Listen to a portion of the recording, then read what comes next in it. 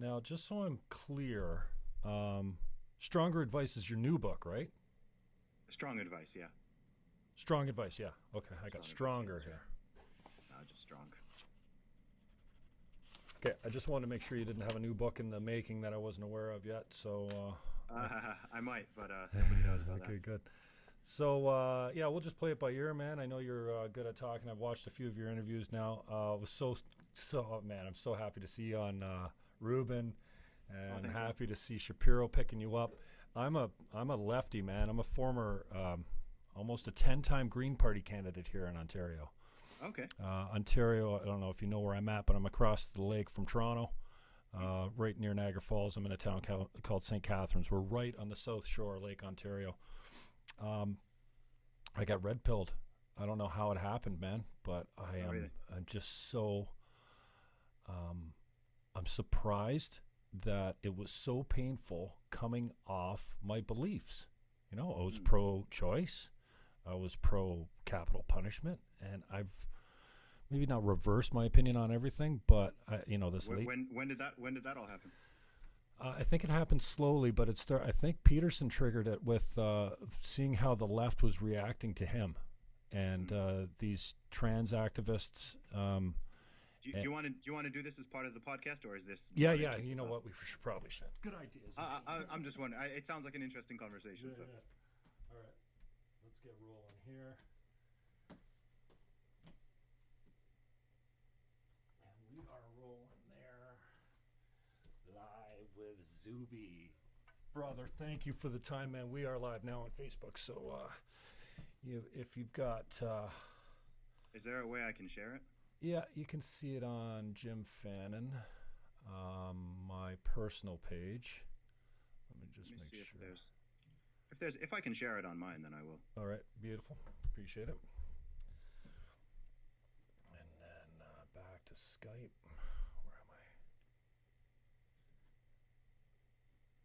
Yeah, I'm not going to bother. I'm just going to make sure that we're rolling here. And that's all I need is a picture of you, so that's good.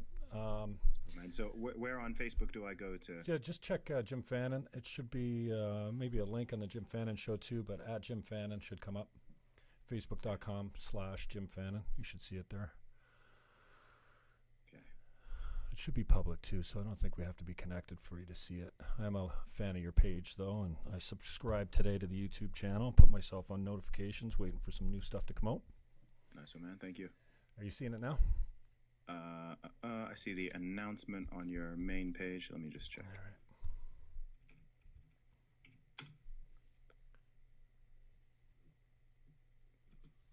right. Okay, cool. I will. Let's see if I can share this here.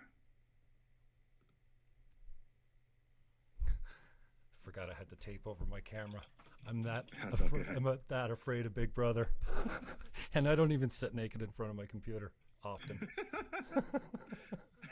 I heard Gavin McInnes the other day on his podcast. He's like, he was talking about the effects of caffeine on his sexual parts, and he was sitting naked while he was recording the show, and I'm on my walk, and I'm walking down the street in the North End over here, and I'm just killing myself laughing. I can't even believe he's talking about this.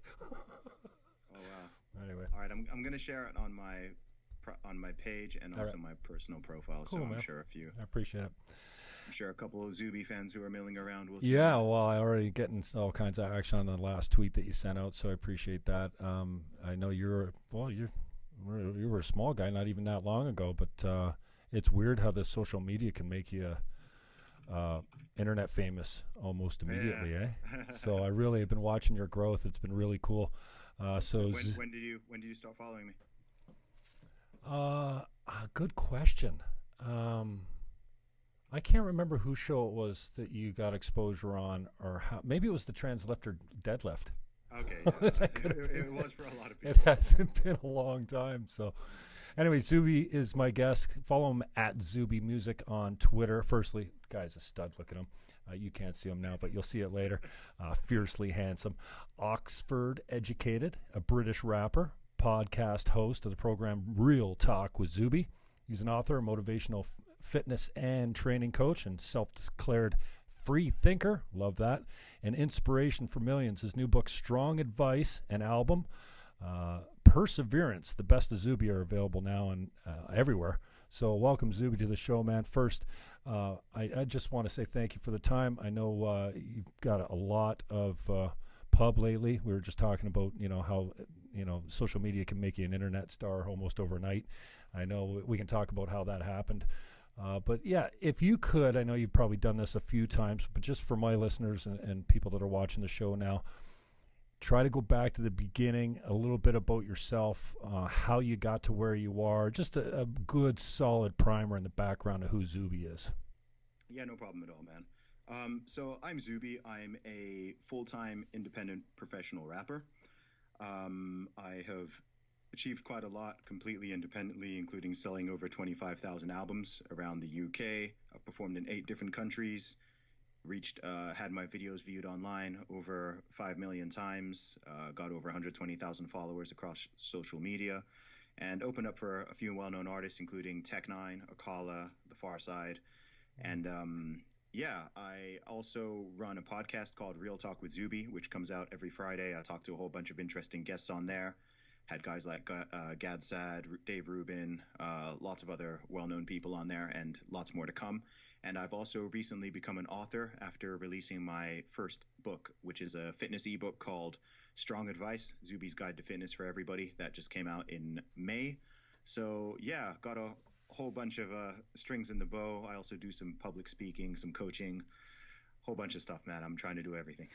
Cool, man. So tell us about how you got started and your claim to fame here as far as the early days. I know we'll talk about your deadlift record coming up, but how has this progressed, how slowly, and maybe some tips on others that are, considering dipping their toe in the podcast pool or the ebook pool or what have you? Yeah. Okay, well, the podcast and ebook, those are brand new for 2019. I just started my podcast in mid-January. I've done over 40 episodes so far. That's actually going to be, there's a local radio station here where I live in Southampton, UK, that's actually picking it up. And it's going to start broadcasting on their station in a couple weeks' time, which is really cool. So congratulations, on radio man. as That's well. Cool. Yeah. The book also, that was a 1-month turnaround. So those two things really? were things that I wrote the whole book in about 2 weeks. Wow. So I was not necessarily planning on becoming a podcaster podcasting I'd been thinking about for a while, so I knew that was coming. The book, though, that came more on a whim, and I was like, you know what, why don't I do this? I sat down, blocked out a week, and just sat down and did it. In terms of everything else, though, going back to the core of what I do, of course, being a rapper, being a musician. So I studied computer science at Oxford University, and when I was there in my very first year, I started rapping just for fun. I actually got stuck in an airport one time when I was traveling, and I had a 24-hour layover in Paris, and I didn't have much to do. I just had my MP3 player with me, so a pen and some paper, and I just started writing down some rhymes. I've been a hip-hop fan since my teenage years, so I guess I'd rapped before, but always rapping other people's stuff. This was my very first time ever putting pen to paper and writing my own stuff, and I picked it up fairly quickly. Fast forwarding a little bit, when I was in my second year of university, after I'd been rapping for about 9 or 10 months, I actually released my very first album. So I put out my first album when I was in university. It was called Commercial Underground, and that had a song on there called Step Into Me, which was my very first single and my first music video, which got a lot of love. They played it on the BBC radio in Oxford. BBC Introducing supported it. The music video got played on national TV. The video was shot in the university as well, so it was a little bit different. I think it was probably the first rap video shot at Oxford University. Oh, okay. So so it was a little bit different. It was kind of my USP. It was like, okay, this guy's in Oxford, and also he's rapping. That's a little bit different. So I finished university. I got my degree.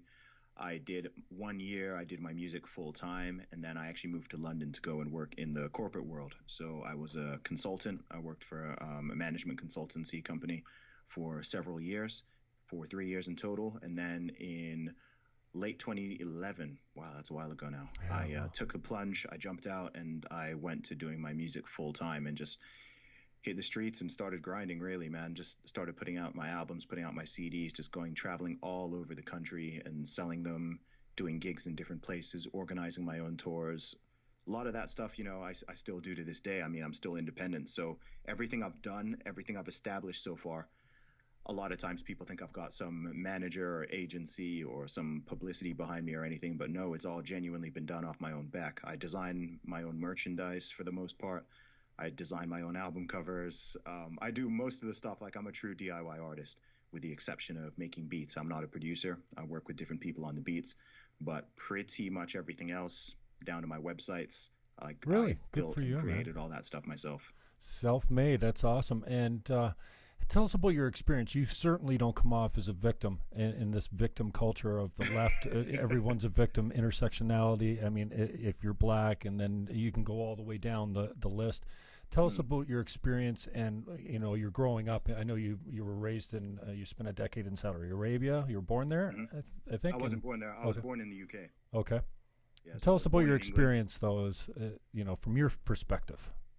Yeah, no problem at all, man. So my family background, my parents are originally from Nigeria, but I was born in the UK along with my siblings. And we moved to Saudi Arabia when I was a baby. So I went to preschool there. I went to school there. It was like an international school / American school. So that's why my accent to this date sounds like the way it does now. I've been in the UK on and off for 20 years. But you sound Canadian to me, brother. I sound Canadian, yeah. Well, yeah, that's the one, because I think I think a lot of people hear like a combination of American and English. So okay, yeah, well, that would work out to be Canadian almost, right? A lot of people think that it's Canadian, or it doesn't matter where people are from. Like, yeah, everyone thinks it's American or Canadian. Yeah, but nice. so I grew up in Saudi Arabia for the most part. I did go to boarding school in the UK from a pretty young age, from the age of about 11. So between 11 and all my time throughout university, I was back and forth between the two countries all the time. And so, so I was there and then moved to the UK permanently about 10 years ago. So I've lived in a few different cities here. I'm now based in Southampton. Before that, I was in Bournemouth. And before that, I was in London. Before that, I was in Bristol. So Wow. I'm very well traveled. I've been to like 32 different countries, performed in 8 of them, and got a whole lot more to do. Nice. I want to touch on some of the guests that you've had on, and your channel is starting to grow well. It's tough getting it to take, eh? I mean, unless you get something to go viral like you did in, what was it, February, with the transgender lifting. We'll talk about that. But, I saw Shapiro commenting on you. I know you were on Ruben's show. I think he's been on your show as well. Having Gad Sad, I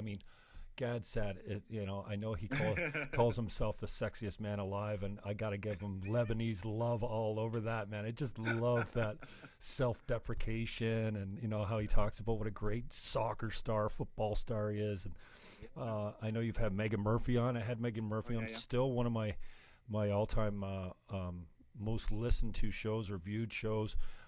Megan Murphy at that time was, and still has carried her prominence over.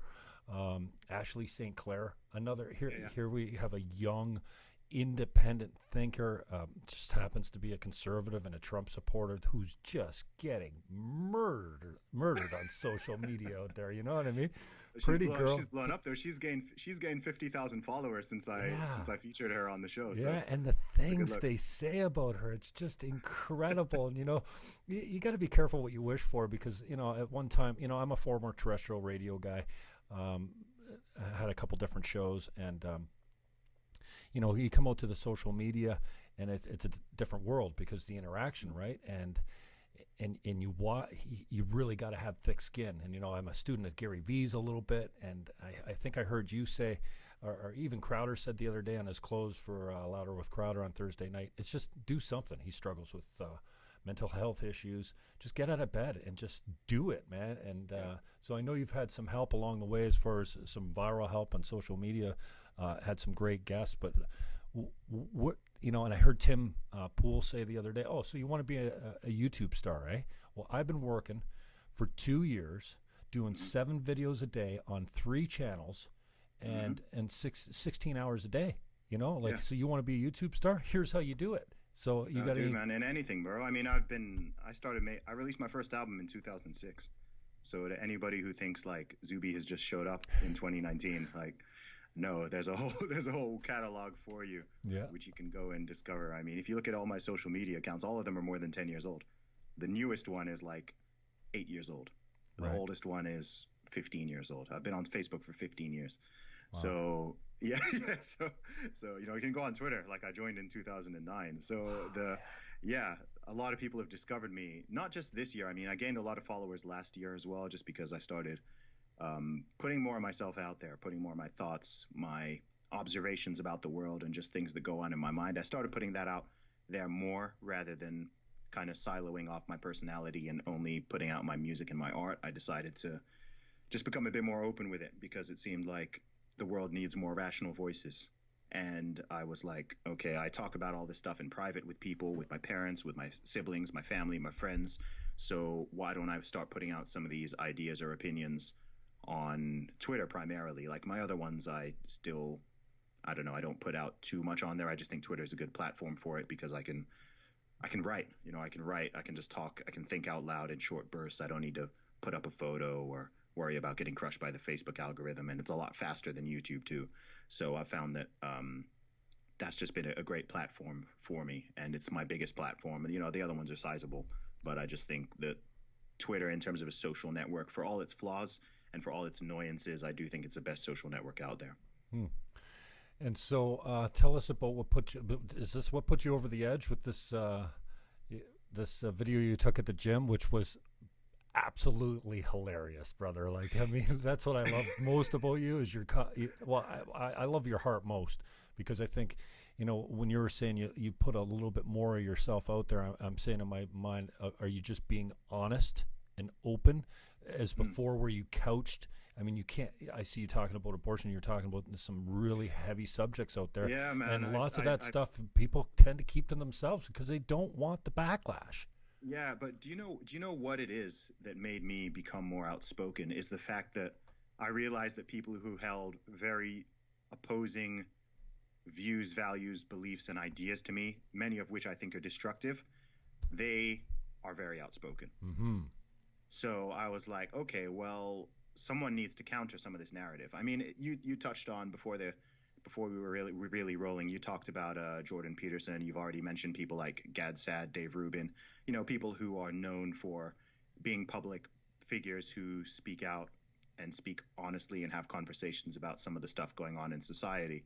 And that's important because you've got people who are pushing some crazy ideas, and all it takes for crazy ideas to completely infiltrate and perhaps even dominate society in the long term is for people not to say anything. And most people don't want to say anything. The moderate middle is silent for the most part. Yeah, exactly. But that's the majority of people. That's the thing. So you can hear this fringe and that fringe, the extremes, and that fringe. Those they tend to be people who are more radical, tend to be more outspoken. Right. So they'll be there like pushing their crazy ideas, and that's fine. They've got the freedom of speech to do that. I'm not trying to deplatform or shut anybody down.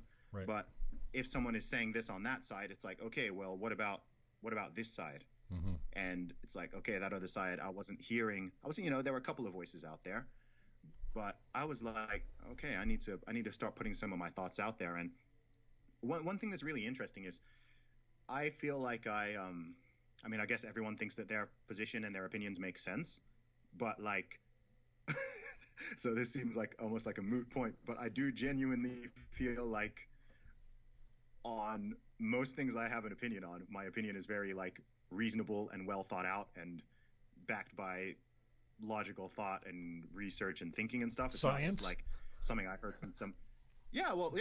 Science where science is relevant. Mm-hmm. But there's some places where not everything is scientific. Sure. Some stuff is just like, okay, just an idea or a philosophy, morality, or a way of viewing the world, or morality or something. Yeah, some of those things are hard to.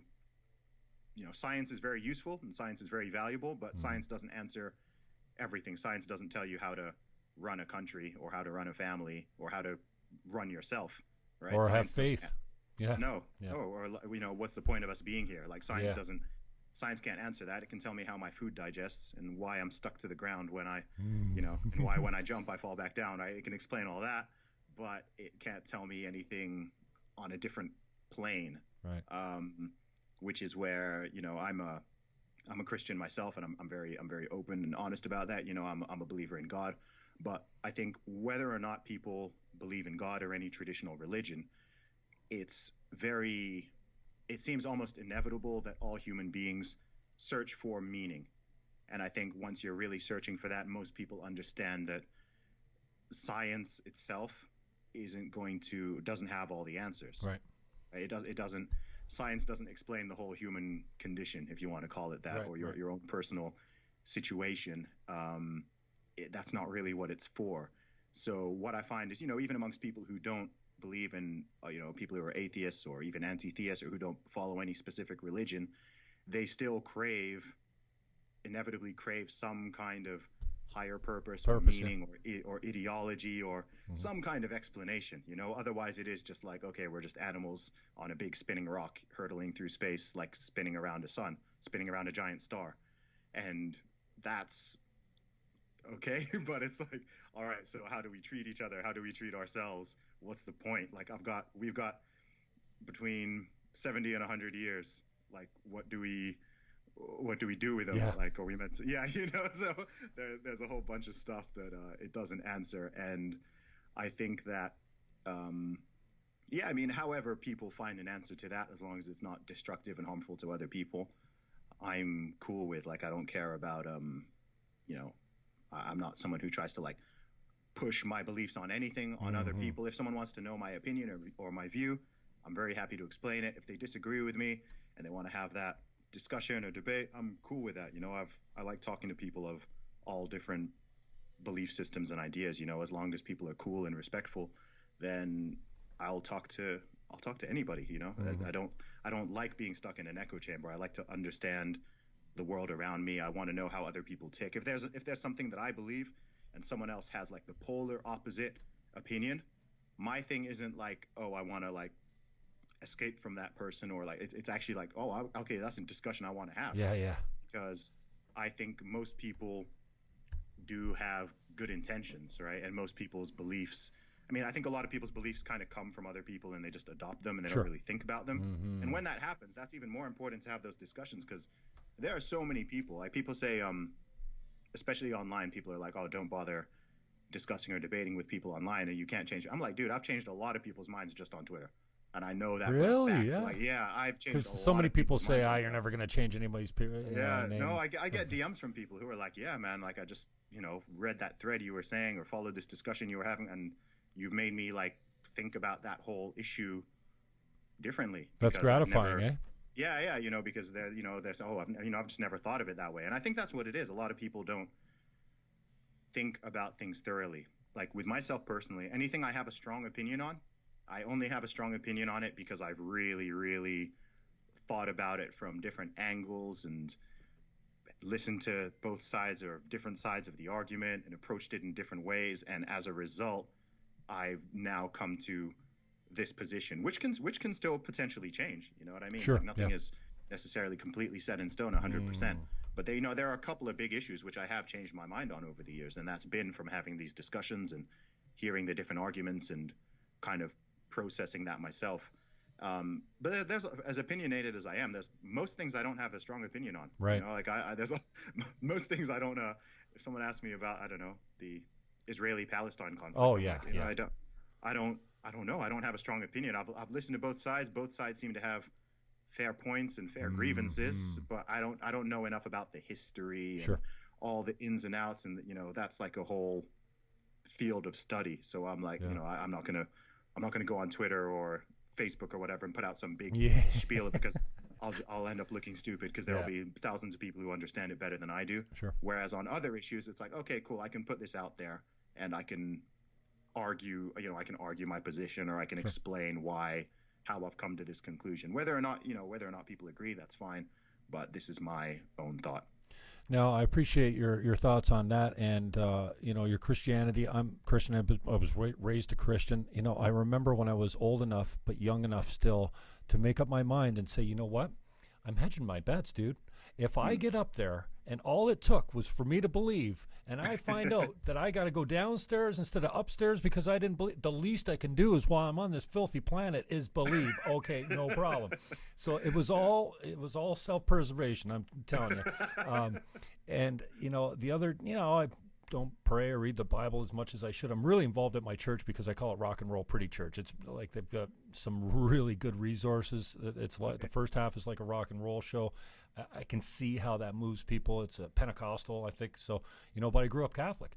I was a confirmed Catholic, and I struggle with it all day. And like I said, I don't pray as much as I should. I pray when I'm down on my knees, when I'm broken, when there's nothing left. I turn to God, right? And I've just only learned to say thank you for the blessings, not where are you. Months ago, I remember telling my men's group, I prayed the other day. I was like, God, if you're there.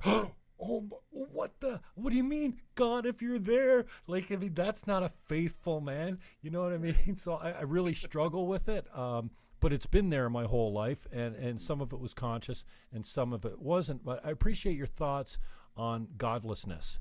I mean, maybe it's because my faith is strengthened that I'm a little bit more out there on the front lines being attacked for my belief. Okay. There's a couple arguments. One is it's not a baby until it comes out of the womb. We can't even discuss that after. It's just a clump of cells. I can't have an educated debate with you. And the other thing is, there's no God. You believe in some silly man in the sky. Okay, well, you know what? If you're going to crush on me for that. So, but I appreciate your position, your observations on how this godlessness, Nietzsche said we killed, God is dead. Well, I know that he wasn't celebrating that when he said God is dead. He was lamenting it, and he was worried about the foundations of Western civilization being cut out from underneath us because the bedrock was Christianity and God. And the other thing, and I know you probably, this isn't the fatherlessness in the States. These are two things where I think have spectacularly impacted society today, especially in the States. Fatherlessness. I love this program Robert Bly put out. I don't know if you've seen it. It's called A Gathering of Men, and he really talks about the lack of elders that men have today. So what? Now they're mentored by gangs. So I just appreciate your thoughts on both godlessness and fatherlessness as we move away from what it seems like a more religious society and one that has real strong role models in the house. That's wow. That's a lot right there, man. That's why heavy. They pay me the big bucks. Yeah, no, that's heavy, man. Okay, so I'll start with I guess tackling both of them to begin with. I think that what's weird is in the modern Western world, obviously we live in a very, very fairly hyper liberal society now. Certainly in the Anglosphere. So UK, Canada, Australia, Western Europe, UK. And that's got some good things. In terms of like my general views, I'm very libertarian minded. Okay. In that I don't think people should. I don't like the idea of forcing people to do stuff. Really. You want to keep the state out of your bedroom. Beyond not harming each other and not taking each other's stuff and not killing each other. I'm generally of the belief I'm generally nervous about putting restrictions from a top-down perspective on what people can and cannot do. Not because I think that people should do everything, like very, very, very far from it. Like I'm pretty socially conservative. I don't even drink. I've never smoked. I've never taken drugs, anything like that. I don't even have any tattoos or anything like that. It's just not for me. But at the same time, if somebody wants to do those things, provided they're doing it on their own volition and they're not harming other people in the process and they're old enough to consent, as far as legally concerned, like, of course, like have at it, like do what you want. But I think that what's weird is that we've lost a lot of, I say we talking about the modern Western world. I think that people are forgetting the roots and the foundations.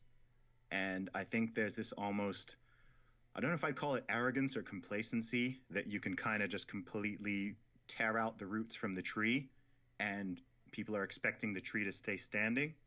And I think that goes for both religion, and a lot of people are going to disagree with me on that one. Some people are going to hear that and be like, oh, no, we want to get rid, we want secularism. I think, religion and then family, I think those things are kind of the bedrock. So I think liberalism is great in terms of prioritizing the individual and having a individualistic outlook, but you want to it's a tricky balance, because you don't want like collectivism, which is, like obviously people have, some people push political and whatever collectivism, and I'm not for that. But from a societal natural perspective, we are not atomized units. So as far as like laws and politics and stuff go, I think it's, treat people as individuals, judge people as individuals, rate people on their own merits and character and stuff like that, not on their skin color or their gender or their sexuality or anything like that. Like, no, that's and any collective ideology in that sense is bad. But at the same time, you also want to foster shared values and community. So it's like, we're all individuals and you want to treat everybody as individuals, but you don't want to get so individualistic and atomized that people just become completely selfish and nobody cares about their neighbor or their family or their children or somebody, it's so it's kind of like, I don't know the right nihilism word sets in for it. So it's like a balance there. And I think that, I just think the Western world has kind of become so, it's just getting a bit lost, right? I think almost like perhaps as a result of its own success, kind of people have gotten a little bit, I don't know, fat and lazy and silly in terms of understanding what it was that kind of led to that. So when you, for example, talking about like fatherlessness specifically, right? You'll hear some people saying like, you'll see articles come out in blogs or on newspapers, opinion pieces saying, are fathers really necessary? Some feminist will write a piece. Do we still really need men? These kind of pieces. And they forget how they got pregnant, I guess. But you're also just kind of thinking of like, it's almost like this thought of like, okay, look, we've built society up to this point. Things are currently peaceful right now. It's nice. Oh, we don't need men anymore, right? We don't need to defend. We don't need police. We don't need soldiers. We don't need men to build things. We don't need builders. We don't need carpenters. It's like you're kind of just throwing away. It's like you almost want to throw away this whole thing. And it's like, oh yeah, it's fine to raise being a single mother is completely fine. That's ideal. In fact, that might even be better than having a man around. And it's just like you're losing. It's like people are just losing track of what it was that kind of got people to this stage, and also what is the best thing generally for a society. Well, it's worked for so long. It's a reason that it's traditional. Yeah, and there's a reason it takes a man and a woman to make a baby. I don't think that's whether someone believes in evolution or God or both. Like I don't think that's like an accident that it takes both parents and males. If you look at the strengths and weaknesses of men in general, and you take the strengths and weaknesses of women in general, right? Yeah, they compensate for each other. Mm-hmm. Okay, definitely. So if you take a man and you take a woman, you take a husband and wife, and you put them together, father and mother. They're better at different things. Yeah, yin and yang, right? The father's job is not going to be exactly the same thing as the mother's job. And again, you've got this idea of, boys should be more like girls, or men should be more like women, or women should be more like, and it's like, no, stop. Like, no, like, stop. I'm just like, stop. Like, this doesn't mean like you need to like enforce, some like fascistic gender roles on people. You're just saying like, look, like there's something that, we've got different personality types and different strengths and weaknesses. So let the men be men, let the women be women. Amen. Put them together. Lo and behold, look, society balances out and things work. You don't need to force women into things that they don't want to be doing. You don't need to force men into things they don't want to be doing. It's like, let people, make these decisions and do what they want. And also, and just remember what actually works and if you're talking about children, what's good for the child? Like, what's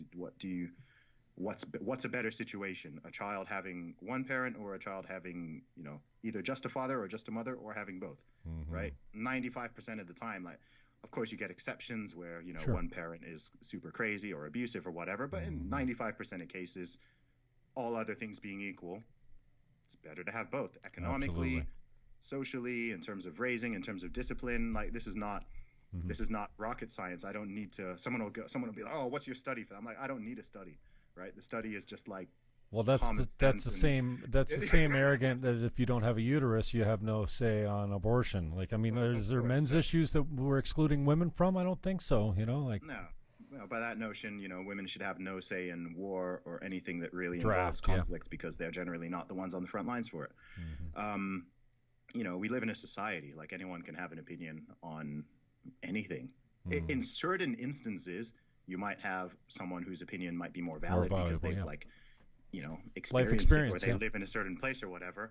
But with most issues, it's like, it's not really like that. Moving on a little. So coming to the idea of like godlessness, this is a tricky one, and it's something that I know I'm friends with plenty of people who don't believe in God, and we have some really interesting discussions. Yeah, me too. And my thought is kind of, I think atheism works for individuals. I think it can work well for individuals. For an entire society or country, I'm not convinced. Certainly not in the long term. In the short term, I think it could work. But I think in the long term, I think two things happen. I think one is that, again, it's this idea of a tree losing its root. Because if it just becomes like, okay, human beings are God, or the government is God, or whatever, and there's no higher power or higher authority, then morality very rapidly can become totally subjective, right? You hear a lot of people these days talking about morality being subjective, which is partially true, I think. You mean like like a construct of society almost? Exactly, yeah. Okay. So the idea that there's no set morality, okay? Right. So in my world, killing an innocent person is wrong, period. Okay? But if you live in a world of subjective morality, depending, sometimes killing if he's a mass murderer, then maybe it's okay. Yeah, well, no, that's not even that, because that's not an innocent person. There you go. What I mean, perfect. Right? Yeah. The death penalty that can be discussed, but that's in a separate category. Okay. So an innocent person, an innocent child, an innocent adult, whatever. To me, in my worldview, in my morality, that is just objectively wrong, untouchable, flat. Like, yeah, they're more like it's not. Yeah, it's just wrong. Okay. In my worldview, cheating on your husband or wife or spouse is morally unacceptable. Yeah, it's unacceptable, right? But in a world of subjective morality, especially if you're quite intelligent and intellectual, you can kind of justify anything. You know what I mean? So stuff that people view morally reprehensible. So I don't know, like an easy example would be like, okay, someone cheating on their boyfriend, girlfriend, husband, or wife. Like, what if they didn't find out? Then why is it immoral? Right? Someone could easily justify and say, well, it's moral because it didn't harm anybody, which is true.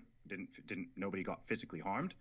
As long as the sex someone else had was consensual, nobody got harmed, didn't affect anybody's emotions because nobody found out. So, it becomes very easy to, someone could do that and then be like, well, why is it wrong? Who is to say it's wrong? Who's the authority to say this thing is wrong? And then you have other ideas. I mean, and then it can get murkier than that. So like I said, coming back to things like killing other human beings, this is what happened in like Nazi Germany and some of the communist regimes and stuff, right? It became like, well, what if it's for the greater good in somebody's mind?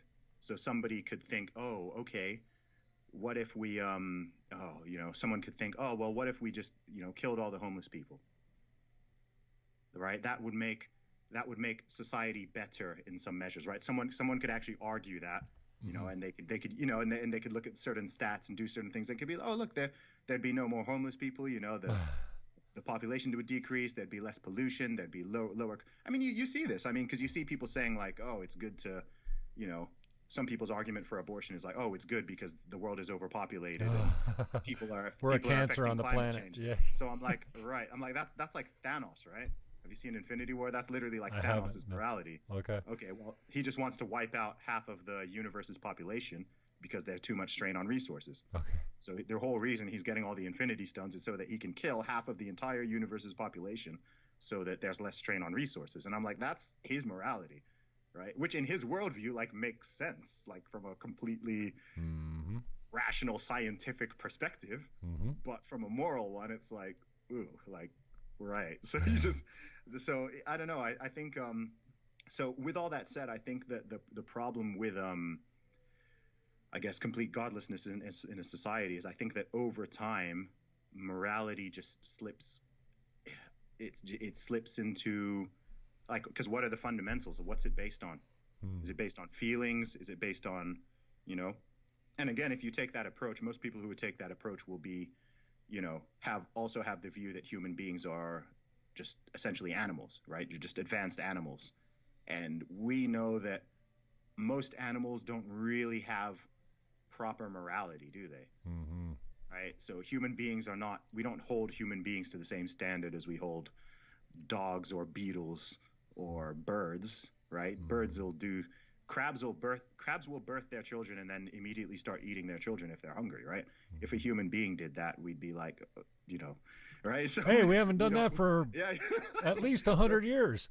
Yeah, so, human beings are held to a different standard. And, a religious person would say, yeah, human beings are created in the image of God. And so we're not just animals. We are like super special in that regard. But not everybody believes in that. So it's like, okay, well, if we're just animals, I'm a straight young man. My animalistic urge might be to run around and impregnate as many viable females as possible to pass on my genetics. But like that could get dodgy really quickly if I just go full animal mode. You see what I mean?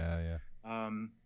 So yeah, I think so. There's that, and then on the second one, which is a little more might sound a little more controversial, but I also just think that a godless society in the long term will be conquered by one that is not.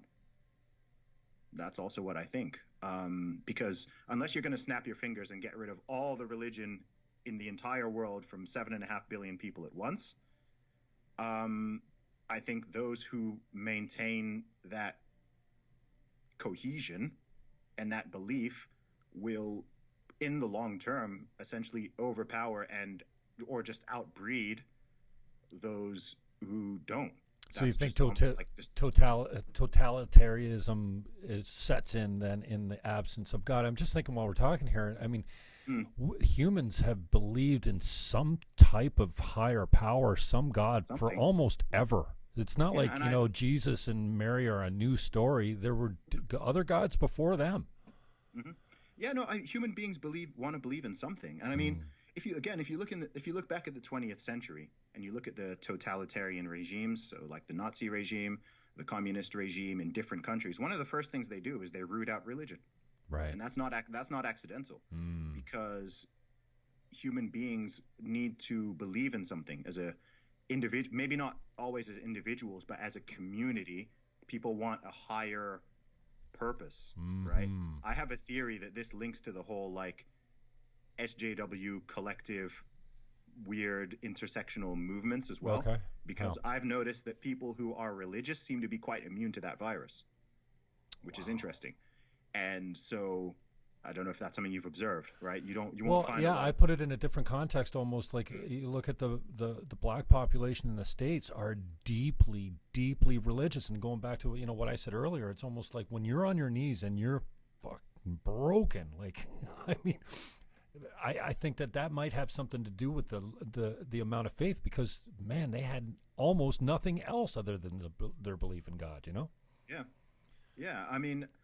Yeah, I just think there's something in individuals, like people want to believe in something. It can be a religion, it can be an ideology, it can be a diet, right? This is what so many people I find now are religious about veganism. They're religious about abortion. They're religious about atheism. Like that is their religion. They don't even get that that's their ideology, but they live it as a religion. And, I like Peterson's when he takes a swat at this, and he certainly doesn't come out like he knows it all, especially when it comes to God, but this idea that your ideology can be your religion, and absolutely, you just adopt it. Absolutely, I joke with people sometimes, especially online. Like I've spoken to some people who are like hardcore atheists, and I often joke with them. I'm like, dude, you're more religious than I am. Yeah. And you live by all the same standards that we've had, Yeah, like sometimes I'll be like, you're more like, when I talk about my belief in God, I'm like, maybe not all or most religious people might be like this. I accept that I could be wrong. Oh yeah, absolutely. Right? It's faith. It's the other side that fights it tooth and nail when they have they're not any more sure than I am. Someone will want me to provide like a written mathematical proof of how Formula. I know God exists, and I'm like, I believe that God exists. Right? I have faith that God exists. I'll be the first to put my hands up. I'll be like, you know what? I could be wrong. I could be wrong. Like I don't. Right. If someone wants to know why I believe in God, I'm happy to explain that and have that conversation. Yeah. But I can't honestly, as someone who's like and tries to be an honest person, I cannot be like, I know 100% certain that everything I believe is correct. And judge everyone else accordingly because of your beliefs. No. Right? I'm like, this is my belief. You're welcome to disagree with me. Other people are welcome to believe in different things. My belief is not going to lead me to harm anybody or discriminate against anybody or kill anybody. I'm not going to, like if people start using religion for that reasons, then that's certainly a problem. But yeah, I just find it weird sometimes when I get in conversations with people and they're like so overzealous. Like they're the ones who are talking with more certainty than I am. And I'm like, I'm just like, which is where I start finding it funny, right? Or well, especially when they condescend, when they're looking down their nose at you like you're a freaking idiot, like they know better than you do. And you want to have this conversation. I like how Rube and maybe even Crowder, their tactic in debate is backing up until we agree. Yeah. And then let's take it small steps forward to find out where our beliefs fork in the road, and then maybe we can have some understanding of why that happens. And I appreciate your thoughts on that. Not to put God at the bottom of the ladder here, but I want to move on to some, especially the conversation. Like I feel like I know your heart. I feel like I've watched and seen you perform enough that I can see that there's an underlying commitment. You're provocative. Don't get me wrong, but provocative for the sake of this underlying commitment. I'm not sure exactly what it is, but talk to me a little bit about this, the left and the right. I came up with this, and this is like 2 years ago. I think it was a self-created lie that I created for myself, was that the left and right was further apart than they'd ever been. They hate each other more than they ever have. And you can put men and women in that same camp. And so I wanted to know, like, what's going on here? Why are we more politically divided? Why are we seemingly at each other's throats? And then I think it took, I did this deep dive with Peterson, with the big five personality types. I think that speaks a lot to who we are. I know you've spoken about that on other programs. This idea that, we're all different, right? and we're born different. Like I didn't know this, that we're actually born liberal and conservative. Like, it's very linked to personality. There is a little bit that's obviously that is a product of our environment and this kind of stuff. So I came to maybe the understanding that maybe my idea of it was off. And like you said, we're not any more divided, especially if you go back to times of war, civil wars. We've had wars in our own country. That the left and right is actually not. Maybe we're further apart, but we're not deep. We're not more deeply divided than we've ever been. Again, here's the proof. Because the moderate middle that say nothing is 95, 97% of us. We're in the middle. We don't say anything. I don't consider. I might be in that group, but that. The extremes are the ones that have the loudest voice now, and they're actually convincing fairly intelligent guys like me in the middle that they're the majority, that they speak for society, when really, I mean, if you go back and look at it, evolution, the fringe ideas that were radical and extreme, the people that came up with these ideas were killed and persecuted. Then And expectations change over time. Human sacrifice used to be something that was commonly accepted. We don't do that anymore. We don't eat our own people. We don't, this kind of stuff. We don't eat each other, but the human sacrifice one, I'd argue is still, but that's a whole another kettle of fish. Yeah, at least it's not common anymore. But I just came from this idea that we're we're more divided. And then I thought to myself, you know what, maybe not. Maybe it's just that the extremes now with the social media the way it is have this huge platform. And now I think with, Trump's done a lot of things, good and bad for society. I like the fact that everyone's political now. Everyone's talking about politics. So if nothing else, Trump did something to. Trump just landed in the UK right now, and I was laughing. He's going to meet the Queen. I was laughing about the fact that people are protesting, and I just think I'm just like, just go be useful, man. Like, what's protesting Trump going to do for your life? Seriously, so I just came to the conclusion that no, we're not further divided. No, we're not at each other's throats more than we ever been. It's just the extremes that have a louder voice now. Both are true, I don't know about Canada and the UK. In America, the Republicans and Democrats are more divided than they've been for about the past 50 years or so, and that's factual. So in terms of their actual position, Republicans haven't moved very much, but Democrats have moved a lot further left. Oh, for sure. There's actually some interesting data on this, and not just that, but the feelings. Like if it was something like if you went back to like 1980, even, like most Democrats didn't actively dislike most Republicans and vice versa, whereas now that's not true. Something like 70%, I'd think, of like Democrats actively dislike Republicans, and a majority of Republicans actively dislike Democrats, where it didn't used to be like that. In terms of why it's the case, I mean, I think it's a few reasons. I do think some of it is some of the stuff that we touched on earlier about loss of common values, right? And one of those common values, whether people like it or not, or think it's better or not, one of those things is religion, right? So that's one of those things. Like one thing I love, when I'm in my church, I mean, or any other church I go to if I'm visiting, it's like you've got, like, people talk a lot about diversity. It's like you got genuine diversity in there. You'll see people of all different colors, shapes, sizes, and that's a strength when you have a common belief. Yeah, exactly. But that the belief unites everybody. Right. And actually, it's a tricky one, because I think here's one thing about human beings that I've really come to understand in the last few years is that human beings are naturally lean towards tribalism. I was going to ask you that. Do you think that hate comes really naturally? Like, I mean, I feel like we're all taught to fear the stranger.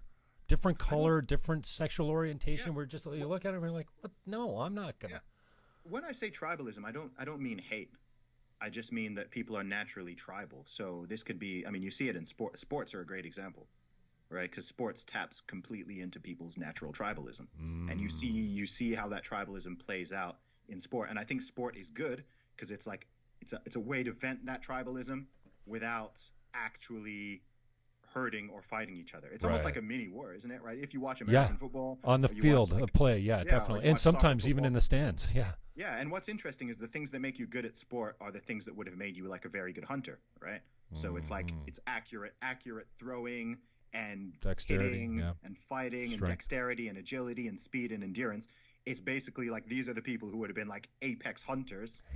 Back in the day. So it's almost like society still kind of worships those people. It's just that rather than hunting, they might be really good at kicking a ball or throwing a ball or shooting it into a hoop. And they're big, they're tall. These are people who would have been like the hunters and the warriors in the past. And so in that way, it's like we haven't really evolved much, if you see what I mean. And I don't think tribalism is inherently bad. I think it's just that what's important is how big the tent is. Right. I think you want to make the tent as big as possible and inclusive as possible. Yes, and as inclusive as possible. Because if you don't, what seems to naturally happen is people fall back to the fringes. Into this stuff, right? It's like this whole identity politics stuff. It's like people, and that's why I think you see it on both sides. So if you go on the far right side of the spectrum, and you've got people who are like pushing for like ethno-nationalism or separatism, or like what I found really interesting over the last few years is the far right and the far left, like the true far right and far left, I think they're a lot more similar than they'd like to believe. Okay, because they both see the world through a very racial lens. They see everything as groups rather than as individuals. So whether you're looking at the far right or the far left, you're going to hear stuff about white people and Jews and black people and people of color and this and that. And it's like they use the same words and they're kind of coming at it from slightly different angles, but they're still doing the same thing. They're looking at this conversation and they're like, this is a white man talking to a black man, right? I look at this conversation and I'm like, this two dudes talking to each other. You see what I mean? Like I can. Well, you're assuming my sexual identity, Zuby. That's not very nice. Sorry, part of my bigotry. Yeah, but like, of course, like, it doesn't mean other people are not aware of like what people look like. You sure, but it's not the thing that you view the whole world through, right? You're not viewing the entire world through like, these are my people and these are other people, or and that's what both people on the very far left and the people on the very far right do. And it's kind of two sides of the same coin. And I think both ideologies are destructive and do and have led to really, really bad results when people have actually tried to enforce these policies from top down, whether you're talking about slavery and Jim Crow, or you're talking about Nazi Germany, or you're talking about the Soviet Union and some of the stuff they did there. Like anytime, or even like in Africa, like the Rwandan genocide, right? That was, and that was people who looked the same. Right. Like that was people who looked the same, but again, they fell into their tribal thing of like, okay, we're what was it? It was the Tutsis and the other Sunnis, and I can't remember. Yeah. You see the same thing in some of the some that of the was Islamic religious countries, based, though, right? And that's within the same religion, right? So same religion. The vast majority of Islamic terrorism is Muslim on Muslim, right? But it's Sunni versus Shia. Right. Or in Northern Ireland, you had the whole Catholic and Protestant. Right. You had bombing each other and all, and so, and that to me that's like negative tribalism. That's just like, you're both you're all Christians. You're saying, okay, we're Roman Catholics and we're Protestants, so we're going to now fight across those lines. Whereas actually, if you made the banner if you went up one notch, then you're all inclusive. Yeah. If you go up a higher notch, you'll see you're all Irish. If you go up a higher notch, you'll see you're all human beings, right? You see, so it's like you can go further. And then, I mean, this is interesting. One of the guys I spoke to on my podcast, Bobby, because he spent some time in prison, and one thing he was telling me about is just, and you see this in movies, but how racially divided prison is, right? So when people go to prison, they fall back into these like ethnic gangs. So you've got the black gangs, you've got the white gangs, you've got the Latino gangs, and people just fall back into this completely racial, tribal mode of being, which they weren't really in on the outside. And, even though they're unified with a common cause, they're all incarcerated. It's not much of a cause, but the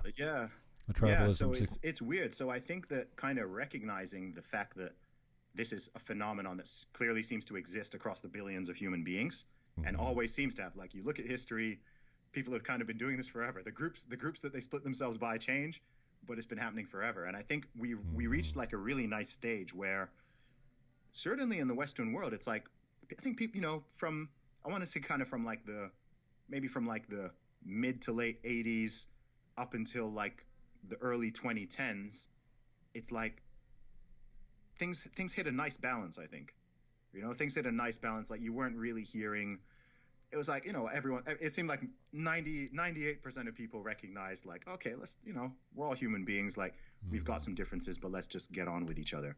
And the biggest reason I really dislike identity politics and the current wave of, people talking about privilege and oppressors and white guilt and white fragility and white man this and straight white men this, and just, this whole demonization, intersectionality. Like, okay, cool. Okay, cool. Like, we've been racist to everybody else. Let's be racist towards white people now, and it's acceptable because it's our turn. you can't be racist against white people. People say, right? No. And I'm just like, dude, like, you're doing the exact same thing that you've been moaning about forever. Right, you've just inverted it. That's how I feel about the guys that hate Trump so badly right now. I'm like, you don't even see that you are being Trump right now, you idiots. Yeah, that's what I saw. I saw that the London mayor Sadiq Khan had put out some article in the Guardian about, and I was just like, dude, he was complaining about divisiveness whilst being divisive. This is what always happens. Like, the media will be like, oh, there's too much division in the USA, blah, we're tired of division. But what we really need to do is, like, recognize that white men are the biggest threat to the country. And you're like, sounds like CNN now. You're like, dude, like, listen to yourself. Thanks, Don Lemon. You're like, idiot. That's like a legitimate sentence out of someone's mouth, and you're just like, dude, like, what makes you think? How are you still employed? That's what I want to know. But you're just like, the hypocrisy just amazes me. And they can't even see it. It's just completely past them. I mean, my worldview is very simple. I'm just like, love is the answer, baby. Dude, love. Dude, I'm just like, I'm like a true equalist. To the core. I'm like, when people say like treat people as individuals, I really mean that. Not like people say it as a platitude, but it's like, no, like, but so few people, like, a lot of people aren't really doing it, right? You'll get people talking about, we need to treat people with equality and dignity, and we want to embrace diversity and embrace this and that. And then that exact same person will then jump on Twitter and start attacking somebody for their skin color, or for the fact that they're a man, or for the fact that they're straight, or the fact that they're gay, and you're just like, dude, like, practice what you preach. Well, it's okay because they're privileged, and we need to chop these people down with all this privilege, man. That's the thing. I'm just like, and the things that people classify as making people privileged are so arbitrary and random too. Right. So as someone like myself, maybe I feel passionately about this because, like, I'm actually privileged. You consider yourself to be pretty privileged. Yeah, like, I'm genuinely pretty privileged, right? So when I hear this idea of, like, if I'm with a group of other black people who have like a similar background to me or whatever, and I hear one of them like say something about white privilege, and I'm like, dude, like, we in this room are more privileged than like 98% of the white people in this country, right? Like, almost everyone alive today is privileged by technology and food and all that. If you go further than our own countries, like, I've never heard anybody who is not privileged talk about privilege in this way. Never. I've never heard anybody who is not privileged make a big deal about somebody else's privilege. All the people who espouse these ideas and who go along with this crazy, weird intersectional religion are doing it on their iPhone. All of them are privileged. Down with capitalism from your $1,000 phone. All of them are privileged. It's amazing, right? If you go to parts of Africa, if you go to parts of Asia, if you go to South, no one is there like talking about privilege. Or if they are, they're specifically, talking about someone who's like in the royal family or in the government or something like that, where they have some kind of nepotism. So, like, I'm just like, look, all these ideas just need to get buried. Like, I'm sick of them. Like, there's nothing. I don't think anything positive comes of them. Like, I literally just think it's a pure destructive force. It's not like it's like, oh, okay, well, it's good for this and that. I'm just like, no, the whole thing is crap. Like, it's just a bad. Good for you. A bad idea. Do you know what I mean? Like, there's definitely. Tell me what is good about intersectional identity politics. Like, how is it good? What's good about it? What's it bringing to society? Nothing. Literally nothing. You could have said that there was a time, when there were laws on the books that specifically discriminated against certain people. Then it made more sense to be like, okay, well, there's a law that specifically discriminates against black people or against women. That's almost like if you come out today and say there's racism. We don't. You take the States for example. The United States is not a racist country. Like, yes, racist happens. Historically, it did happen, but right now we're living in the best of times, and to say that our country, our province, or the globe is inherently racist right now, I just say, well, show me how. Obviously, it happens, but that's the thing. If you come out now and say, you know what, we don't live in a misogyny, we don't live in a rape culture. What do you mean? Then the leftists come out and they're like, are you kidding me? Rape happens all the time, and we get it, but we deal with it significantly. It's treated seriously. Here's the problem. Here's a thought I had recently. I think that I'd be interested in this. I might tweet this out later to if I can phrase it properly. But I'm gonna scoop you. I won't get half as much traction though. I think a big problem. This is like a new thought. I've never heard someone articulate this. Okay. I think that as societies and laws genuinely become more equal, inclusive, and tolerant, the necessity for left-wing politics decreases. both socially and politically.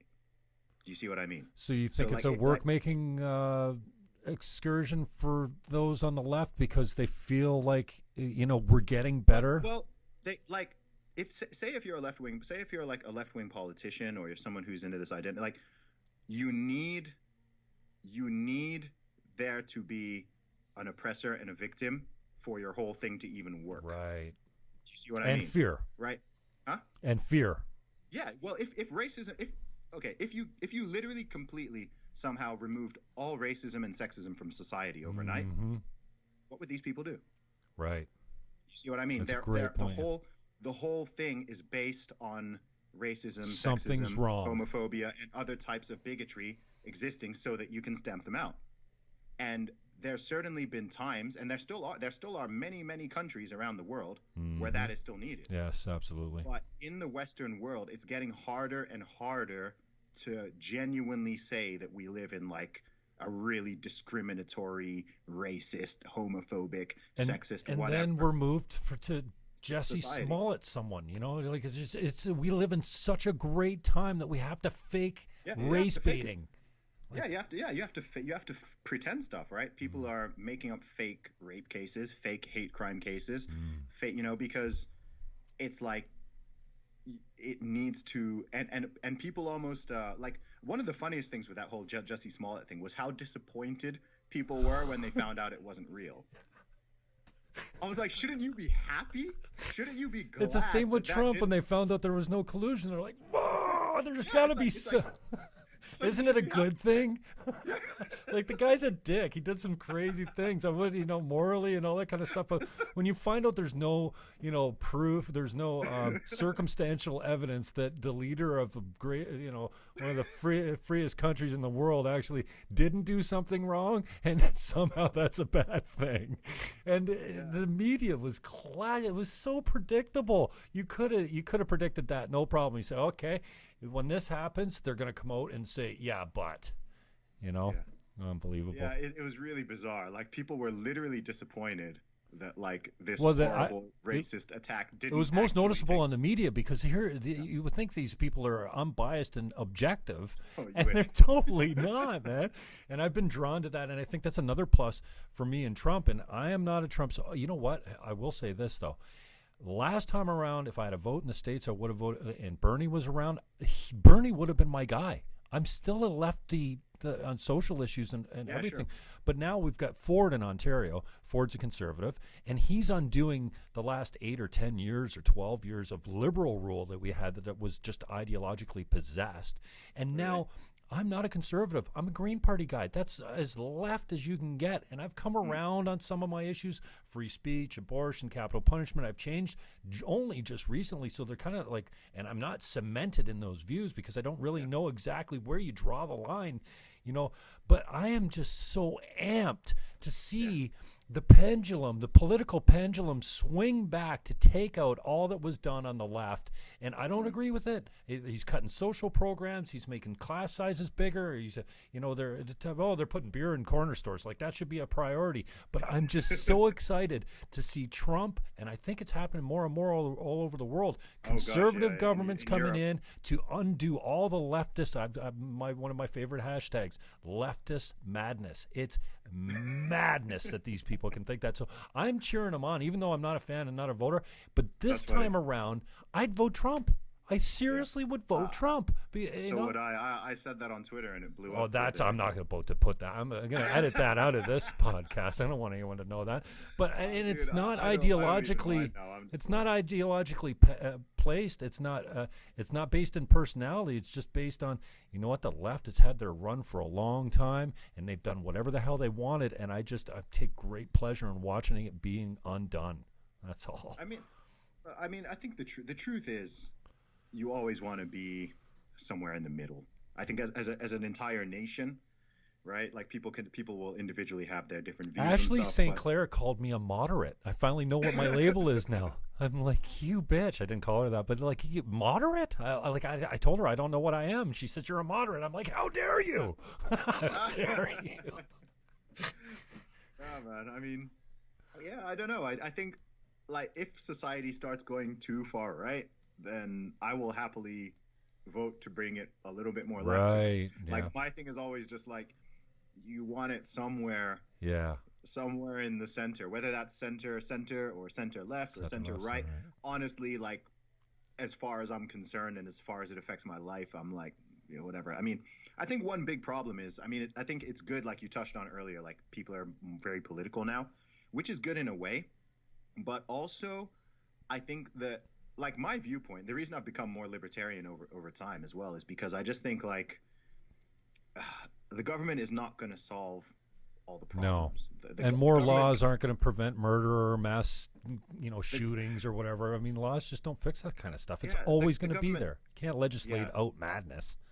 The government has a job and it can do it well, but it's up to us as individuals and as families. That's why family is important, and as families and communities and societies and towns and villages, like, from all those different scales, to do our best, to maximize our own. That's why I really like Jordan Peterson's overall message. Some people criticize him for not trying to mandate some government things and starting with the individual, but it's like that's been my philosophy for a long time. Like, and I think why he's so sorry to interrupt, but I think that's why he's like, people are thirsty for his message now, and I think it's because we really have made it acceptable to just have no personal responsibility. I'm late because of the traffic. I'm broke because my boss is an idiot. Like, I mean, just the lack of personal responsibility, and I think that's why it's been picked up by young men. Mostly, well, not mostly, but they always say, YouTube's almost all, like my YouTube channel. I have absolutely no female participation on it. Like, none. Mine is like, and this idea that, it's always somebody else's fault. This is lacking in society, and I think he's been a blessing. Is he perfect? No. Is he provocative? Yes. And he some of his tweets were like, oh geez, you can just see him. He's on his computer. He's had a couple pops, and he's like, you know what I'm gonna do, and it fucking blows up. It's so predictable. But he's people are thirsty for it, and no wonder he's so popular. But I think a lot of his detractors are jealous. They're just envious. They look at this guy and go, how is this guy making $200,000 a year in Patreon, just voluntary donations? You know what I mean? Yeah, man. Zuby, I really appreciate your time. I don't want to keep you too long, but I do want to hit you with a couple more things. Give me your idea on what you think we need to talk about, either conversations we're not having that are important, or conversations that we're having very badly that need to take place in a more positive forum where we can hear each other. Like, the civilization rests on these type of conversations. Yeah, sure. Most things. This is the one. I don't know if you saw the interview I did with Trigonometry. My answer to this one was abortion. I think that's something that is, fortunately, what's interesting is, since I did that video, of course, there's been a lot of conversation generated from some of the laws being proposed in the U.S. in different states. So that actually, funnily enough, like a couple weeks after I did that interview, it suddenly became this huge public conversation, which I think is good, actually. It's been inching slowly towards the public sphere a lot lately since Trump was elected, I think, because people were worried about it. Yeah, in the UK, it's not a public conversation in the UK. You know what they're trying to do in Canada now? Our Liberal government, our left-wing, Trudeau, I know you're familiar with. This is what they're trying to do. They're trying to make abortion in Canada has no law on abortion. I can't even believe. It has no limit. No law at all. There's no regulation or law on it at all. And this is what the left-wing government is trying to do as an election issue, is bring it in, because that's politically motivated. So just an aside, but go ahead. Yeah. So I think that's one conversation. The debate the conversation that's being had, from what I can see online, is people are talking like that. Yeah, past each other. Yeah, and people are being extremely dishonest, like stupidly dishonest, and the extreme arguments on both sides are as ridiculous as each other's is. It's just absolutely hypocrisy. Yeah, completely ascientific, and it's just so I think that's something that's one of the few issues that I'm quite. Yeah, well, not quite. I have very, very strong views on. Now, is this something you changed? Were you pro-choice? I did change, yes. Yeah. I used to not think about it. Mm-hmm. I went from not thinking about it, which I guess made me pro-choice by default. Right. Just because that's the law. And then when I really thought about it, it didn't take very long for me to become like pretty hardline pro-life. just because, again, I listened to both sides of the arguments, and I couldn't myself maintain my position very well in any way that was real, either like that was both moral and rational. And if I hold a position which I cannot morally nor rationally defend, then I need to change my position. I just think the pro-life position is a lot better, to put it simply. A lot more ethical, a lot more moral, a lot more consistent. Less hypocritical. Yeah, it's not hypocritical, because there are so many holes in. I mean, I've come across like 2 good pro-choice arguments like ever, that actually were like, made me like probably like think and mull things. Like 90% of the ones you see thrown around online are just terrible. They're just mantras and slogans, or they're just completely ascientific. You're just saying, oh, it's not a baby, it's a clump of cells, and someone's talking about like a 6-month-old. You're just like, dude, like, have you ever seen a scan? Have you ever seen, I don't know if you have any children or nieces or nephews, or you've seen, it's like, come on, man, this is a human being. Like, you can't just deny that based on feelings. Like, it's silly. So yeah, that's one conversation. And then something like less heavy, but just, I think that a lot of these conversations, I just think people need to understand the other side better. Like, I was hoping that with Trump getting elected and Brexit happening in the UK and the rise of nationalism in Europe, I would have hoped that people, especially people on, more left-leaning people, would try to understand what's actually going on, rather than just like pointing at people and screaming racism, xenophobia, hatred, like just screaming stuff, right? And this is what's happening right now. Trump has just landed in the UK today, and people are just screaming stupid terms and tweeting stupid stuff. Like, the mayor of London, like, I'm like, look, mayor, like, Sadiq Khan's not going to hear this podcast. Like, why doesn't the mayor of London, like, if he's got all this beef with Trump, why doesn't, like, I can't meet with Trump. I can't organize he's the mayor of London. Organize a meeting, like, meet him, talk. Do you see what, like, it annoys me? He's like, it's like he'll go on Twitter and say like, blah, blah. He'll say bad stuff about him on Twitter, and he'll go on TV and say. And then when he's face to face to him, he's zipped. It's like, dude, man up. Like, go and talk to him. If you've got, like, why don't you guys talk? If you've got, like, if there's a particular issue which you think he's that wrong on, or that he's, misrepresenting, like, just talk.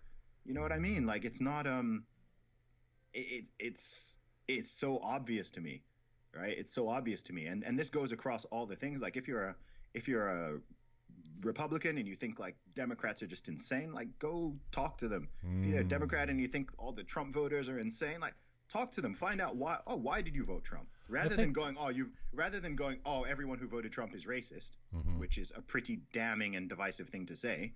Why don't you go, that's not what I expected. Let me.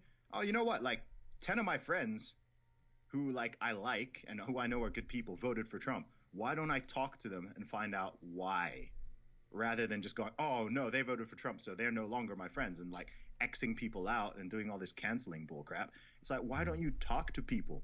Yep. That's the thing. It's like, what I mean? Like, in the UK, I mean, it's not quite as polarized, but of course you've got the big thing is Brexit with the Remain and Leave, and you've got people who voted Remain who were then like, oh, everybody who voted Leave is just racist and they hate immigrants and all this. And you're just like, dude, there are completely valid reasons why people would vote Remain, and there's completely valid reasons why people would vote Leave, which have nothing to do with being racist or hating immigrants. And I mean, if you think that the country is that bad, then I kind of feel sorry for you to begin with. But why don't you just talk to each other, and then you can have the debate and you can share ideas, and that person who voted Leave might think, oh, I guess you've got a fair point there, and you might do the same thing, and at least even if you don't agree, you've had the discussion, and you'll go away more informed. You'll have a better understanding of the other position. I mean, I'd like to think on any big issue, down to the fundamental things like believing in God, like, I think I could argue from an atheist perspective very, very well. Sure. Like, I could pretend to be an atheist. Yeah, you could steel man the argument. I could completely convince somebody that I'm an atheist because I understand the perspective, and I get the perspective. Like, I think it makes sense, right? I think, right? It's not even that I think it's like it's like, no, I get it. Like, I can understand why you would not believe in God, just as much as I can understand why I and other people believe in God. It's not like, okay, this one makes sense and the other one's completely bonkers. It's like, no, I get both positions. I understand the pro-choice position. I don't agree with it, but I understand it. I just think that it's generally based on not looking at the full picture. I think the pro-choice argument hinges very largely on ignoring what is being done to the fetus or baby and just completely focusing on framing it as a women's rights issue rather than a human rights issue.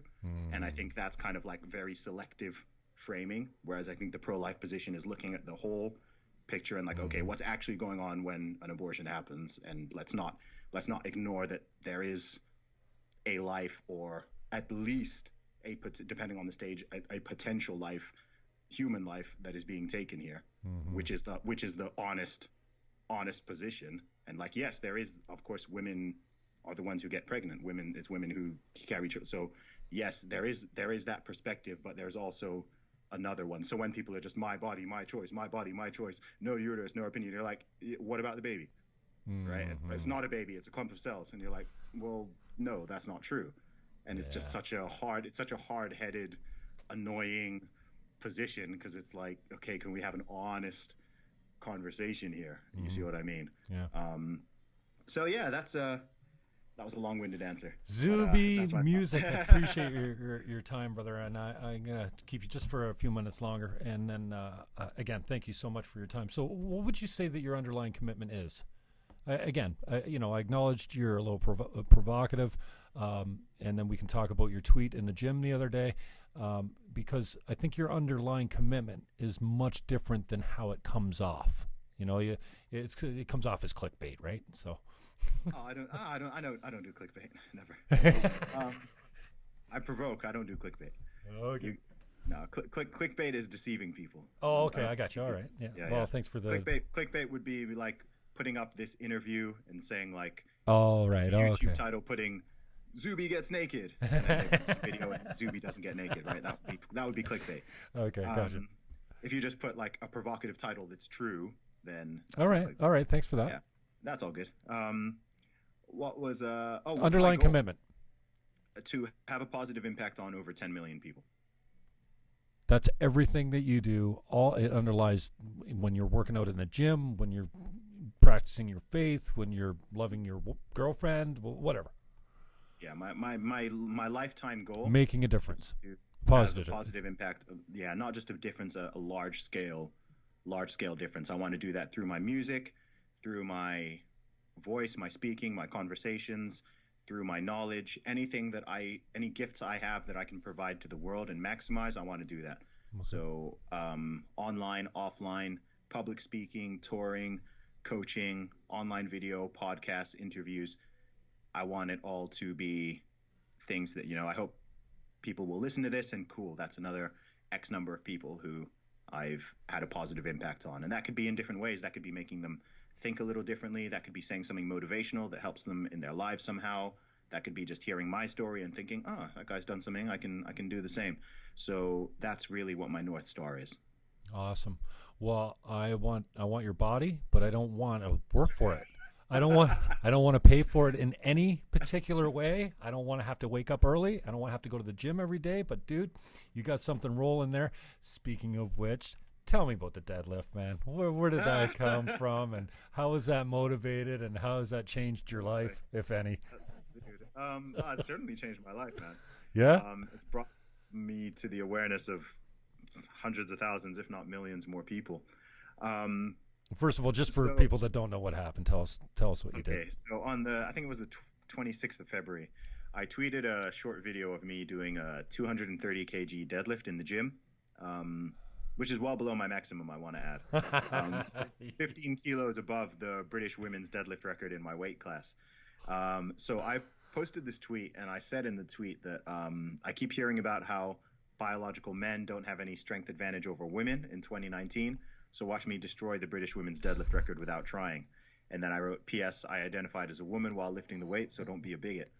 And it went super viral. The video's now got well over 1.5 million views on the original tweet. You're a bad man. It was covered by like most news organizations covered it.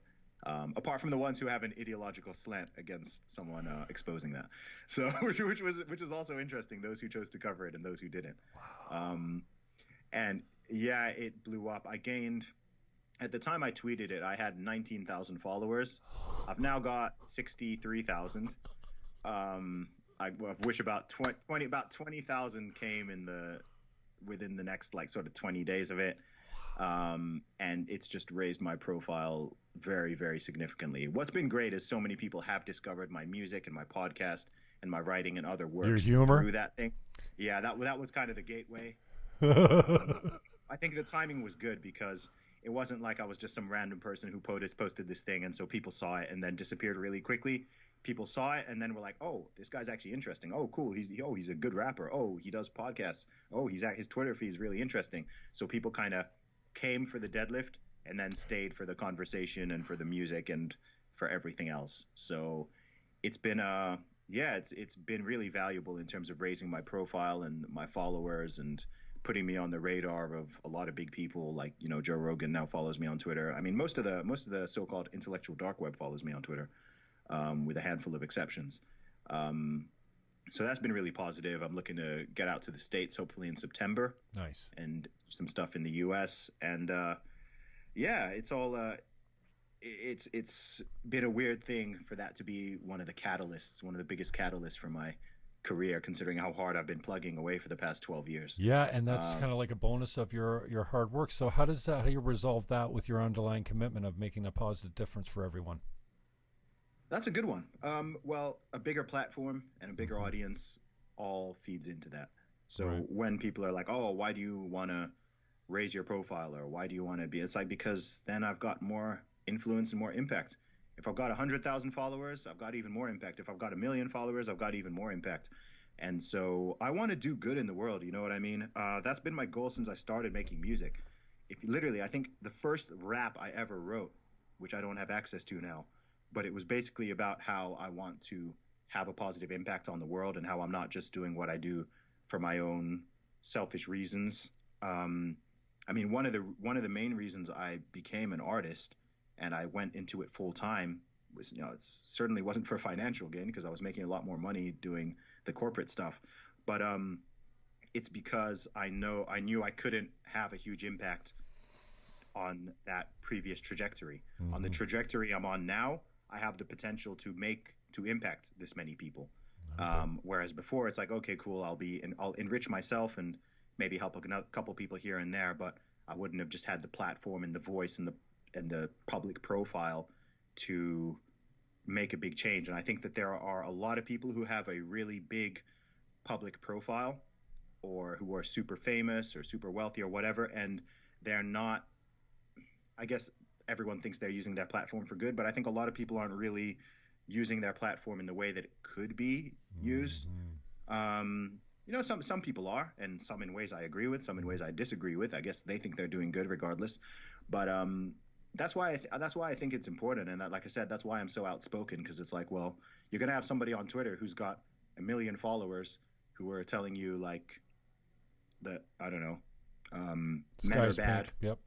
Right? Men are bad, especially white men. Someone with 1 million followers will tweet that. So you need somebody else with 1 million followers to be like, nah, this is bullcrap, and here's why. The balance. And then you can let the battle of ideas take place, and I can tell you which of those ideas is stronger. So, you know, I think it's important to have people of, you know, straight thinkers, straight talkers, real talkers. And there seems to be a very healthy appetite for that. I think that my Twitter growth and my growth on other platforms, I had so many messages and comments, whether even from people who disagree with me, who are just like, dude, like, your authenticity is refreshing. Like, I don't agree with you on everything, but I love the fact that you just, you don't back down. You just say, and I will second that. And your integrity is important to a guy like me, who's, when he's running 10 minutes late, says, hey bro, I'm running 10 minutes late. It's so simple to not leave a guy waiting. And, you know, I can't tell you how many people roll up and are like, I'm late for everything. Well, not with me, you're not, because there's no integrity in that. So when you shot me that message just before the interview was supposed to start, and like, man, I'm running a few minutes late, I'm like, thanks, I appreciate that. Integrity, period. I was raised well, man. Honestly, my parents are freaking amazing. My parents are phenomenal. I'll big up my parents. Like they've done a phenomenal job. Like the older I get, the more I respect them. I agree, and I appreciate them as well. And there's more people like me that are coming along. Brother, we didn't even talk about the book. What's the book about, and how can people get it? Absolutely. So the book is called Strong Advice, Zuby's Guide to Fitness for Everybody. So it's an ebook.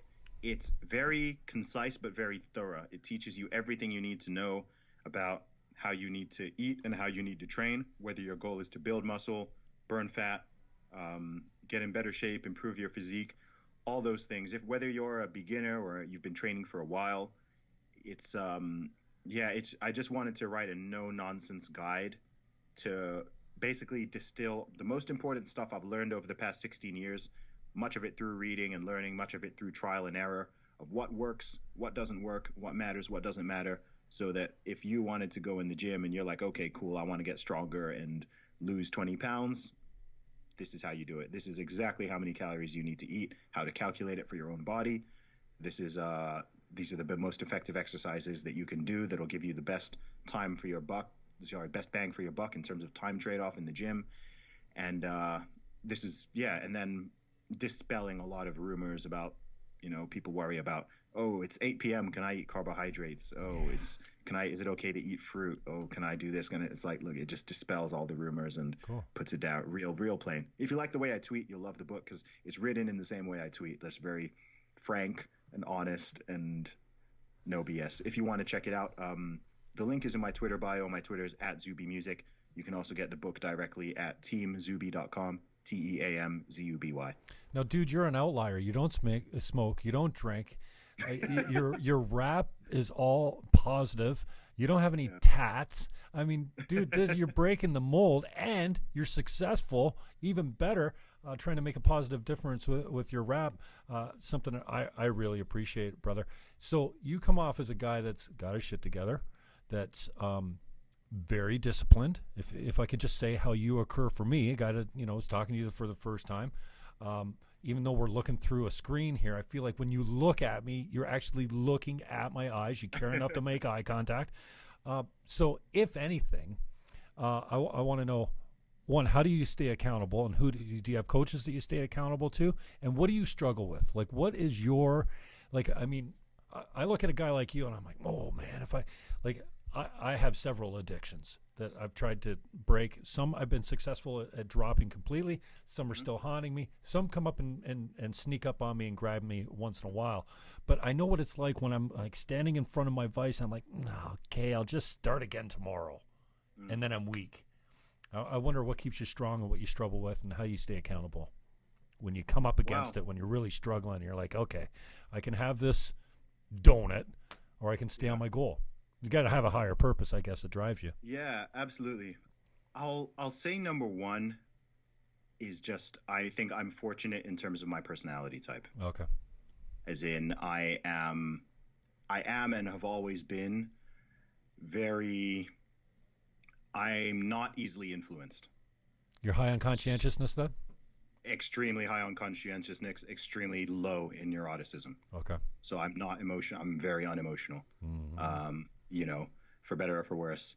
But yeah, I mean, I'm like I got 2 on neuroticism out of 100. Yeah, me too. So yeah, so it means I'm not prone to anxiety or depression or any kind of mental health problems or issues or addictions or anything like that, which is fortunate. Yeah. And I'm that's biological.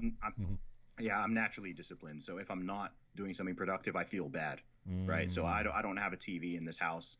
I've got like a projector. I've got an Xbox. I haven't turned it on this year because if I'm playing video games, I'm like, man, no, there's something else I could be doing that's more productive. So yeah. I'm naturally wired like that. So some of it isn't necessarily me doing anything. I've been like that since I was a child. Like my parents will vouch, like, yeah, I've just been like that. You're just born that way. And then in terms of outside stuff, I would say certainly my faith helps. So if I'm struggling with something or I'm very grateful. I'm a very grateful person. I can be a little bit cynical and cautious just because of the way the world is. So there's some things that, I can be a little bit critical of the world sometimes and whatnot, but I'm extremely grateful. And I have a good sense of perspective, having grown up across 3 different countries and cultures and sort of traveled to over 30 countries. I've seen a lot of the world, and I've seen true hardship. I've seen true poverty. I haven't lived through it, and I'm grateful I haven't lived through it. Amen. But I've seen what it looks like, and it's just given me this lens and perspective on the world where I'm like, there's so many thousands of things I can be grateful for. So I try not to complain. I've got really great friends. I've got a fantastic family. I come from a big family. I've got 4 siblings. I've got 9 nieces and nephews. My parents are wonderful. They're still together. I was hanging out with them this weekend. Awesome. So yeah, so I've got a really, really tight family, great friends, and yeah. And then I guess I try to be, I think just trying to be authentic helps. Just kind of it's cathartic for me. And I'll tell you another one is fitness. Being in shape, going to the gym. That's been like a ritual for me for like 15 years, just that's the one place where I don't think about anything else. I just go in there, I train. It's something that I can constantly be working on. And I think that really does help to ground me a lot. I find if I take like 4 or 5 days off the gym, I start getting like quite edgy, and I kind of lose my... Starts to work on your mind, eh? Yeah, I feel like I'm permanently hungry. That's what it's like. Like I become my temper becomes a little like I've got a super long temper, but I become a little more snappy and a bit more moody and stuff like that. Interesting. So yeah, I think for me it's that. It's partially personality, and then just having a big goal, my personal faith, having great family, great friends, trying to be authentic, trying to improve myself, and all those things combined, just they help me just kind of stay on the straight and narrow, I guess you could say. My brother, I love you, man. I appreciate your time. It's been nothing but positivity. I've learned a little bit watching your feed, and I think it's cool that you still make time for the little guys. I got CC Bucko coming on next week. Oh, awesome. Yeah, CC's cool, man. Robin, I've been following her for a long time. I love her take, too, and the strength of a strong woman to have a conservative take or any of her takes and just stand behind it. I'm really looking forward to talking to her too. So I look forward to getting down with a little bit more of your content, especially Gad Sad. Just on the way out, tell me about Gad, the Gadfather. Isn't he the most beautiful man? That's my beautiful sister of color right there. Yeah, sister of color. I did see that tweet. we stand in solidarity. Yeah, man. I appreciate everything you're doing, and much success to you. Much love from across the pond. And bro, if you ever find yourself in Niagara Falls or even in the Toronto area, I'm only an hour outside of Toronto. Love to hang with you, man. It'd be awesome to put my arms around you. I'll be there at some point. I've been before, so I'll come again. All right, Zuby. I appreciate the time, man. Thank you very much. Good luck. You. Have a good one, bro. All right, man. Take care. Peace. Now, can I figure out how to turn this thing off, Zub? Don't spell my name wrong. All right, brother. We'll talk soon. Peace. Take care, man. That was Zuby. If you need him, add Zuby Music on Twitter. Check him out. Let's see if we can stop this recording now. Add Zuby Music on Twitter. Did get some video of him that's just rendering, it looks like now. Man, I'm glad that my picture's so small and that his is so large. Good looking dude, man, and fit. At Zuby Music, he is Oxford educated, a British rapper. All positivity with his raps. He's the podcast, the host, Real Talk with Zuby. You can catch him on YouTube. Author of the book Strong Advice. It's about fitness and training, and he's a coach, self-described free thinker. I think that's awesome, and an inspiration for now. Millions of people? Well, he's got 120,000 followers across all platforms of social media. Perseverance, the best of Zuby, is available now ever. It's like his best, greatest hits, I guess. And just a really sweet human being. So I really appreciate the time. And as mentioned, don't want to jinx it, but CC Bucko, if you haven't been introduced to her Twitter feed, it's amazing. She speaks with a Irish/Newfoundland accent. So how do you think she sounds? A Newfie Irish accent. I think she's across the pond. She's going to be coming in next week. I think next Thursday. I don't have the date right in front of me, but you can tune in to catch Cece Bucko next week, and of course, we'll get some rants out to you in the next few days as well, just to fill the content. I think I've got a call out to Doug Ford. Doug, I know you have a majority government, and I respect it, and that's why I didn't go to your governance town halls. But for anyone that's watching now, I know, Doug, you're not, but to my local conservative MPP, I gotta chime in. Do not amalgamate. Do not make us 3 cities. You'll just make us hate each other more. You know what you can do? You can kill the region. Kill the region. It's a bloated bureaucracy that doesn't do anything but get in the way of our production as autonomous, independent communities. So the 12 of them. I'm going to get that one out soon. And I got a commission coach rant I got to get out. It's about a minute long, and we'll get that out. The commission coach does have a channel at the commission coach on Twitter. You can find us on Facebook. Still selling real estate at teamniagara.ca. At Team Niagara on Twitter, teamniagara.ca on the interweb, obviously. That's what I've been doing for the last 25 years. But, you know, it's something that's made me incredibly passionate is the reduction, the downward pressure on listing commissions. And I just think it's irresponsible if you're a realtor in today's day and age and you're taking a listing commission and giving less than the most common rate to the selling broker, the buyer broker, the co-op that is common in the market, then you're doing a disservice to your people. And so, yeah, look for that. Before we come out with Cece Bucko next week, I'm looking forward to that at Jim Fannon, at the Jim Fannon Show, and we'll talk to you soon. And check us on YouTube. Man, we've seen some cool growth. Not substantial, but for me, substantial. YouTube's been showing some growth and a lot more activity and comments. YouTube.com/Jim Fannon is where you find it.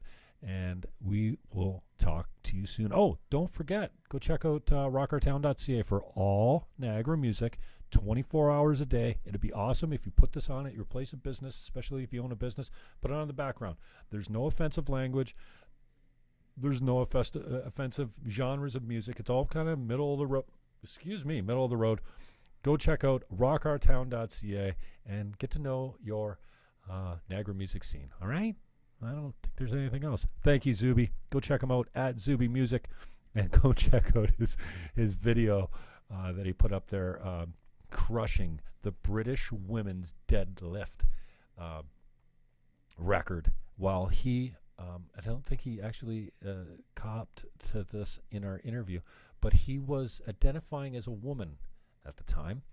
And so he wants to be recognized as being the record holder because although he was a man when he came on the show today, when he broke the record, he was a woman. So at realestate@teamniagara.ca if you want to send me an email. Otherwise, get a hold of me on social media. I'm out.